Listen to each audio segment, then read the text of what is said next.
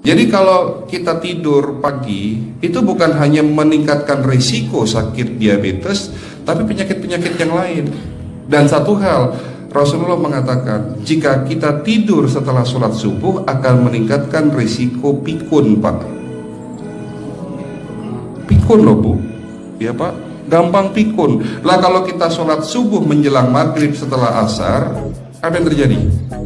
Islam melarang, kita dilarang oleh Nabi kita tidur menjelang maghrib, betul? Bukan karena nanti ketidian setan, bukan ya. Secara medis diketahui bahwa orang yang kebiasaan tidur antara asar sampai maghrib itu akan menurunnya daya tahan tubuh. Jadi gampang sakit infeksi, Pak, kalau Bapak tidur menjelang maghrib. Kalau sekali lagi setelah sholat subuh gampang pikun, aliran darah ke otak itu tersumbat, ya, jadi stroke penyakitnya.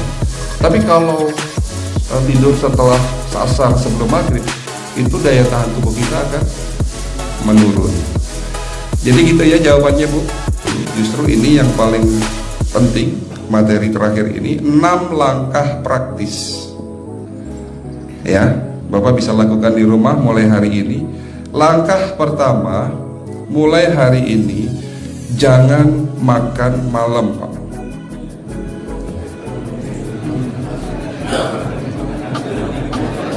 Ya,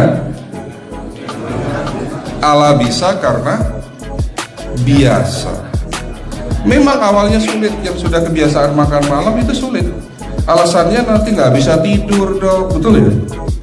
Nanti perutnya kembung, mual dan sebagainya. Itu karena kebiasaan. Dulu pun saya begitu. Tapi kalau sekali-sekali boleh, Pak.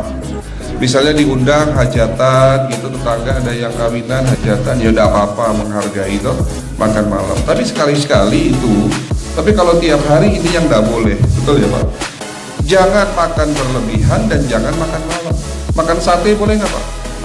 Boleh, siapa bilang nggak boleh? Sate itu, Bapak tahu daging kambing? Daging kambing, daging domba adalah makanan sehat, tidak berkolesterol. Yang kolesterol itu lemaknya, Pak. Tapi kalau Bapak makan daging murni, dagingnya tok, ya sehat, Pak. Yang nggak boleh itu santannya. Jadi makan gulai itu jangan, kalau gulai sate aja udah, ya, ataupun dibuat apalah, dibuat empal, ya. Oke, itu yang pertama.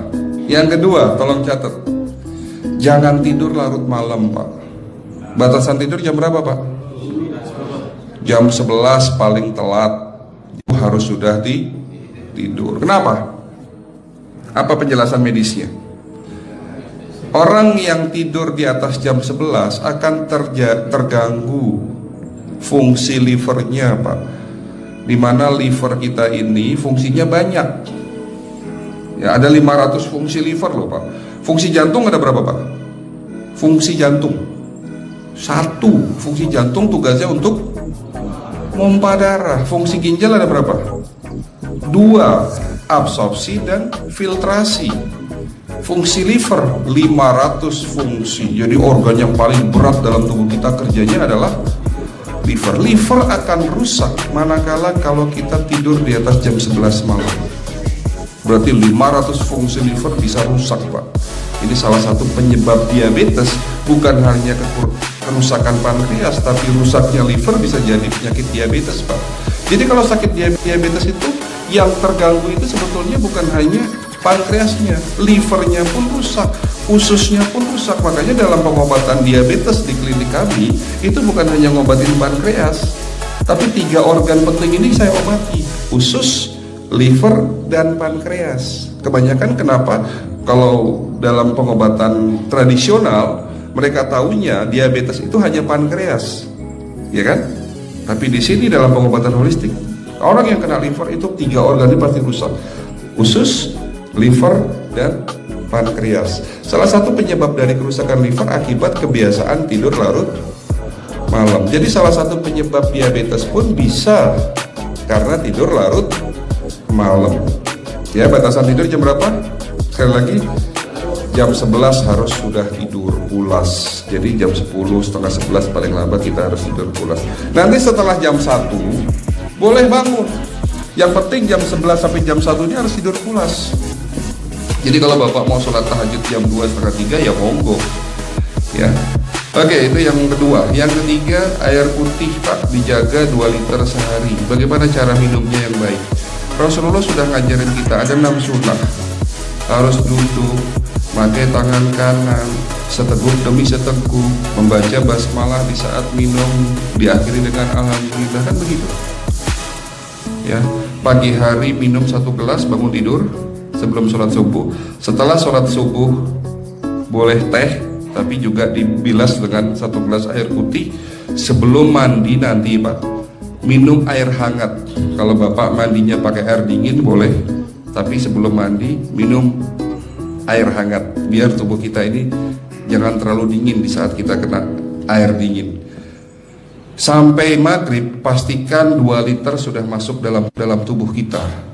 Malam mau tidur, tolong perhatikan Ibu ya, malam mau tidur jangan banyak-banyak minum. Nggak boleh minum malam itu segelas sampai 2 gelas mau tidur. Cukup seteguk 2 teguk saja. Karena kalau sampai kita minum mau tidur 1 gelas besar, ginjalnya malah rusak Pak. Ya. Oke, itu yang ketiga. Yang keempat, puasa. Lakukan puasa secara rutin, insya Allah kita sehat. Nah, untuk penjelasan atau materi puasa, nanti bisa hubungin staf saya. Nanti di bulan Ramadan tahun ini, kalau memang masih ada slot 1 sampai hari ke-20, saya bisa mengisi manasik kesehatan yang berkaitan dengan manfaat puasa untuk kesehatan. Insya Allah kalau memang masih ada slot waktunya, karena kita di bulan Ramadan hanya 20 hari kita mengisi manasik. Ya, oke, itu yang keempat. Langkah keempat, langkah 1, 2, 3, 4. Langkah kelima. Nah, sebelum saya menjawab yang kelima, saya ingin membacakan sebuah sabda Rasulullah. Rasulullah bersabda, di dalam tubuhmu ada segumpal daging. Jika segumpal daging itu sakit, akan sakitlah seluruh tubuhmu. Dan jika segumpal daging itu rusak, akan rusaklah seluruh tubuhmu. Apa itu segumpal daging? Segumpal daging itu adalah hati. Tapi ternyata yang dimaksud Rasulullah itu bukan liver Pak. Yang dimaksud Rasulullah adalah hati kita, roh kita, jiwa kita, perasaan kita. Kalau hati kita rusak, kita banyak penyakit hati, iri, dengki, sombong, takabur dan sebagainya. Penyakit fisik akan muncul dalam tubuh kita. Ya, tidak ada orang stres itu sehat, betul tidak Pak? Tidak ada orang yang suka marah-marah itu sehat, betul tidak? Bahkan Rasulullah menganjur senyum adalah ibadah. Senangkan orang lain, permudah urusan orang lain, insya Allah kita sehat. Ya, jadi itu langkah ke-5. Langkah 1 sampai langkah ke-5 sifatnya individual. Bapak bisa lakukan sendiri di rumah. Tapi langkah ke-6 ini butuh bantuan pihak dokter atau rumah sakit. Kira-kira langkah ke-6 apa Pak? Lakukan pemeriksaan sebelum sakit. Jadi periksa itu jangan nunggu sakit baru periksa. Jangan seperti kayak Bu Ustazah tadi, diajak periksa, jawabannya takut ketahuan penyakitnya. Setelah stroke baru datang ke klinik untuk minta diperiksa. Kalau sudah stroke susah nggak nyembuhinnya Pak? Kata kayak beliau nih, sudah 2 tahun tidak sembuh-sembuh karena sudah terlanjur stroke. Tapi kalau beliau melakukan general check up, mohon maaf ya Pak, kalau beliau melakukan general check up rutin, insya Allah tidak akan kena stroke, karena sebelum stroke sudah diobati dulu. Karena stroke ini bisa kita lihat dalam scanning dengan alat yang saya punya, insya Allah kelihatan ini.